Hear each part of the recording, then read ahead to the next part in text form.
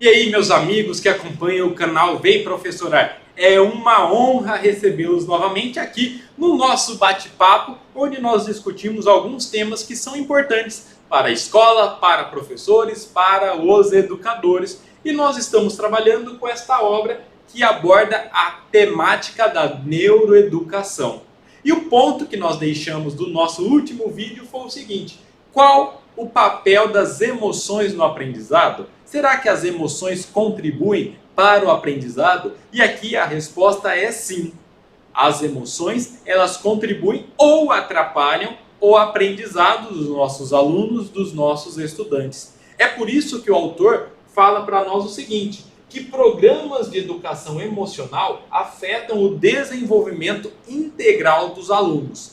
E é por isso que é importante ter programas de educação emocional dentro das escolas. Porque como que eles afetam positivamente? Eles diminuem os problemas de disciplina, elevam a motivação para os estudos, geram melhores resultados acadêmicos, mostram atitudes positivas e melhoram seus relacionamentos. Então, quando você tem dentro das escolas um programa de educação emocional, você colhe, enquanto resultado, todos esses aspectos que são muito positivos para o ambiente escolar e para o próprio aprendizado. E aí o autor apresenta para nós um modelo de programa de educação emocional.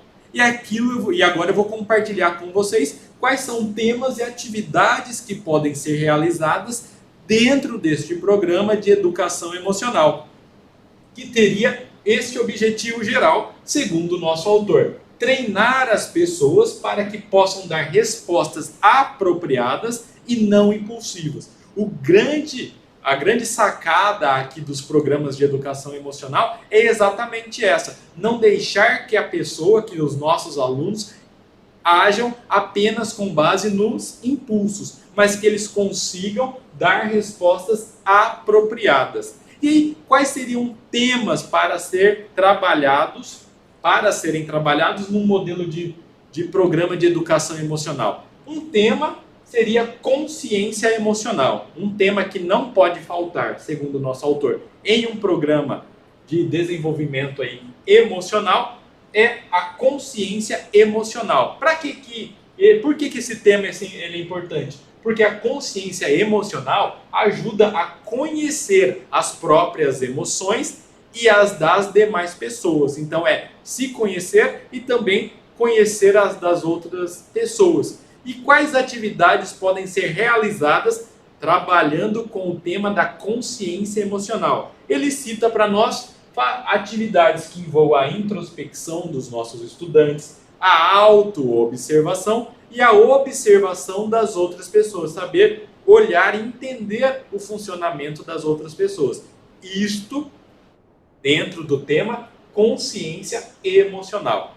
Mas também faz parte desse grande programa outro tema, que é a regulação emocional. Para que serve a regulação emocional? Para que os nossos estudantes consigam dar uma resposta adequada sem se deixar levar pelo impulso. Já falamos isso, né?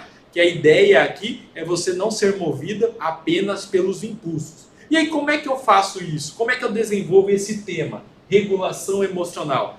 Segundo o autor, nós podemos, dentro das escolas, dentro das salas de aula, desenvolver a regulação emocional a partir de atividades que envolvam a tolerância à frustração, o controle da ira, adiar gratificações, dentre outras. A grande ideia aqui é que o aluno ou estudante consiga alcançar uma regulação emocional.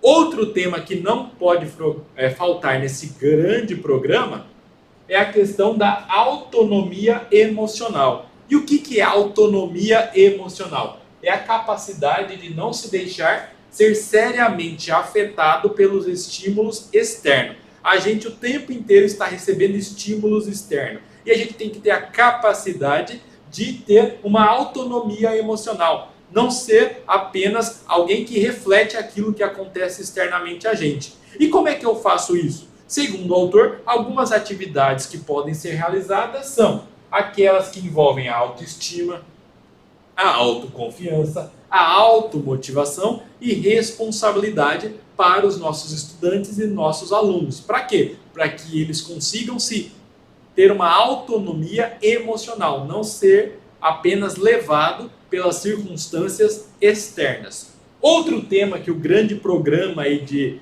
para trabalhar com as emoções deve ter é as questões que envolvem habilidades sociais. Por que é importante ter habilidades sociais? Porque elas facilitam as relações interpessoais, saber se conectar e se relacionar com outras pessoas. E quais são atividades que podem ajudar? O autor cita, por exemplo, atividades que façam com que os nossos estudantes treinem a escuta e a empatia. Então, à medida em que você tem empatia e você tem a escuta, consegue escutar de verdade outras pessoas, você está contribuindo nessas habilidades sociais. Outro tema que também pode incluir esse grande projeto, esse grande programa para desenvolver as habilidades socioemocionais envolvem competências para a vida e o bem-estar. Competências para a vida e o bem-estar. E aqui atividades podem ser geração intencional de estados emocionais positivos e atitudes positivas. Olha que interessante isso. A gente ser capaz de gerar sentimentos e emoções positivas em nós mesmos e ter atitudes positivas. Isso envolve bom para a nossa vida e para o nosso próprio bem-estar. Outro tema que o autor apresenta e que faria parte deste grande programa seria competências para, ou melhor dizendo, em continuidade aqui com essa ideia de competências para a vida e para o bem-estar, uma atividade são as 3 coisas boas. Como assim, professor Fagner?